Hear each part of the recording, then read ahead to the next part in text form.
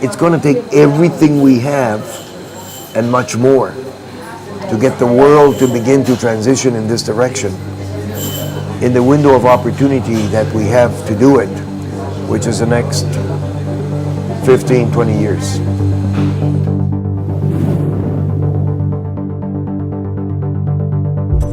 So I think that COP21 will be a turning point. It will be remembered as a turning point.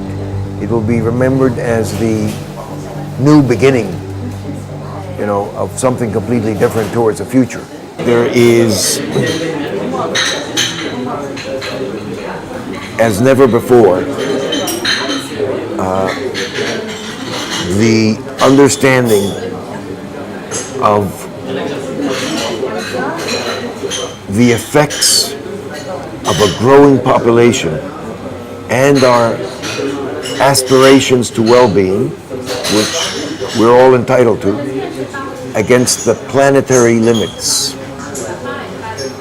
of an Earth that is not growing any larger. So when we were 1 billion people or 2 billion people or 3 billion people, the usage of natural resources, the way we developed and these things really didn't have an effect. The world's a big place and it can take it. Today, we begin to see the effects. And if we measure it, we're probably consuming 1.5 or 2 times the equivalent of the resources on Earth from a sustainability perspective, which does not bode well towards the future. Gandhi was asked, will now people in India be able to live as well as they live in the UK? And he answered, well, it's taken the UK half the resources of the world. It would require India to have 4 or 5 planets. So for the first time, humanity is facing that challenge in a much clearer way than we have ever been able to see it before. We have seen enormous transformations in the energy sector around the world.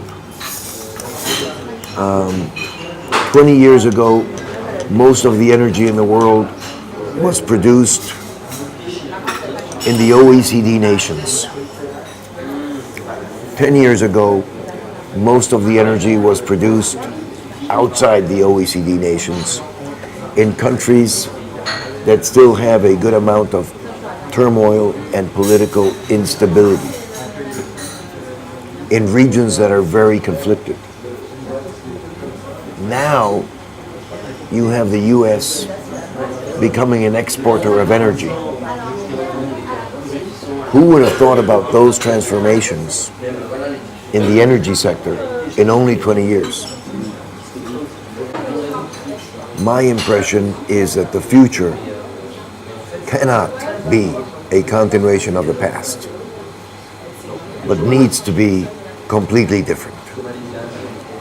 And so the big challenges to solve as we move forward are, one, the poverty and inequity which we still have, which is not only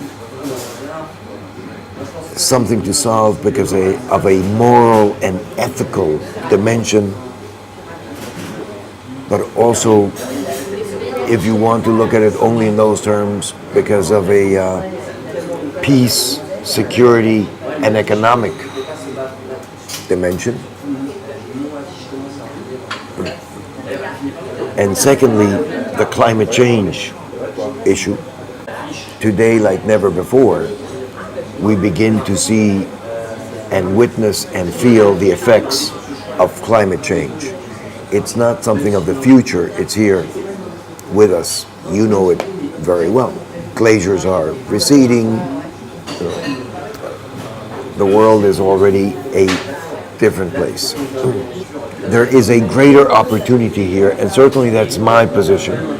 There is a greater opportunity here for the developing world to leapfrog into clean development. That's the story that needs to be told and reinforced.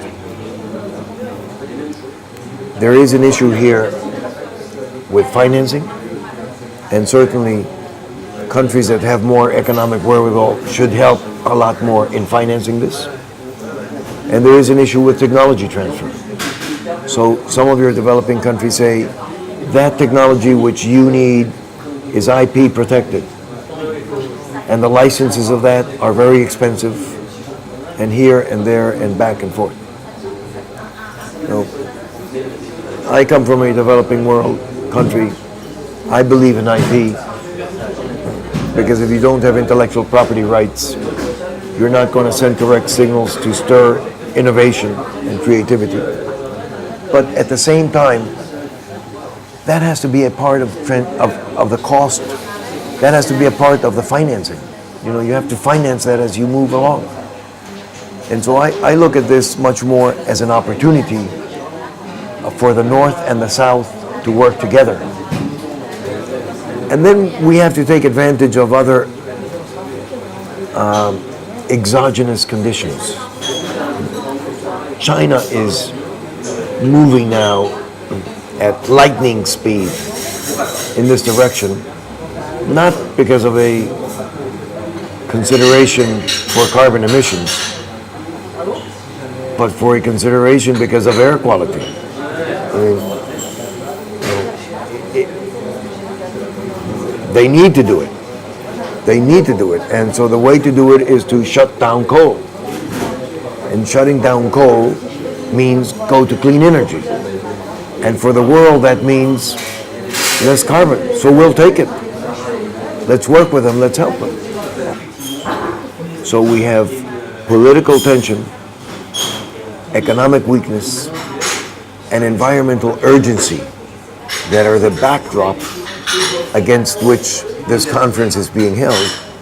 And the environmental urgency because, I mean, if we don't get an agreement here in Paris, it will take us another at least 5 years to kind of come back together at the same table. The last opportunity we had was Copenhagen 2009. After that, we went into a tailspin.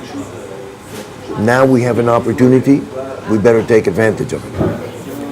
I mean, it's going to take civil society continuing to press as civil society has been pressuring so far.